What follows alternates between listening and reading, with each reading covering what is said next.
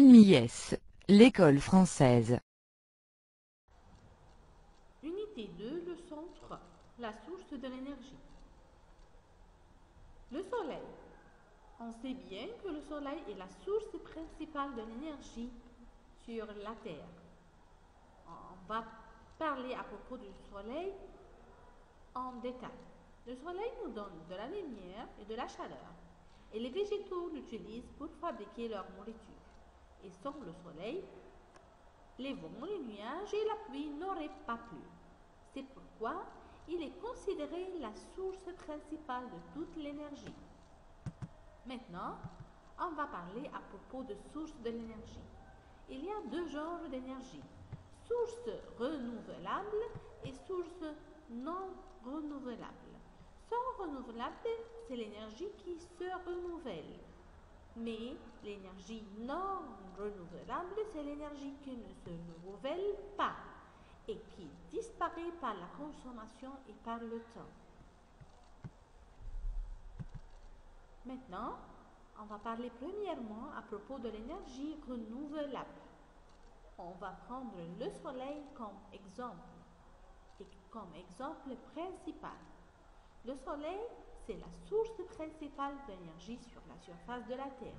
L'importance de l'énergie solaire nous donne bien sûr la chaleur, la lumière et aide la plante pour fabriquer sa nourriture.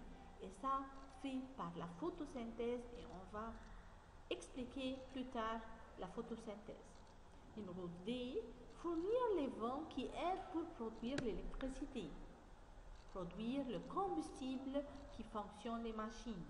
La chaleur du soleil responsable de la vaporisation de l'eau des mers pour la formation des nuages et après ça les pluies. La cellule solaire transforme la lumière du soleil aussi en énergie électrique.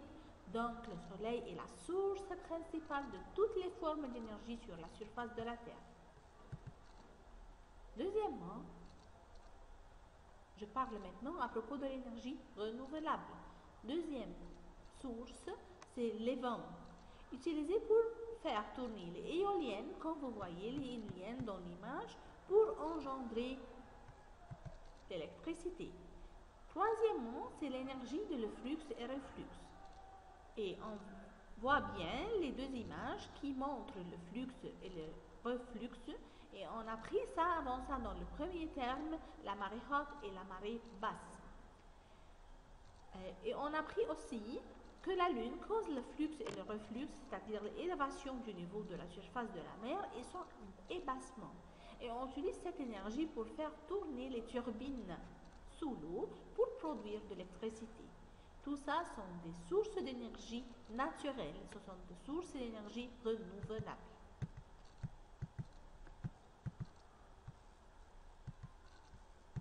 Quatrièmement, l'énergie des chutes d'eau. Les cascades, comme vous voyez dans l'image, la petite image qui est au-dessus du screen, les cascades engendrent de l'énergie qui fait tourner les turbines pour produire de l'électricité.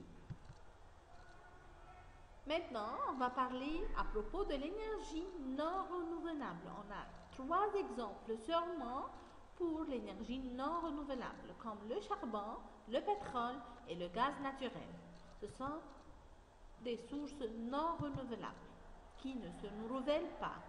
Beaucoup des instruments et des moyens de transport se basent sur leur fonctionnement sur les sources d'énergie non renouvelables, comme la voiture qui fonctionne par l'essence ou le gaz naturel. Les avions par l'essence et les instruments d'irrigation par le kérosène et le gaz naturel est considéré parmi les carburants les plus purs. L'État fait de grands efforts pour augmenter sa production à cause de sa pureté, pour conserver l'énergie et l'environnement contre la pollution. Et comme vous voyez dans l'image, on utilise le gaz naturel toujours dans les bus et les voitures. C'est à cause de sa propreté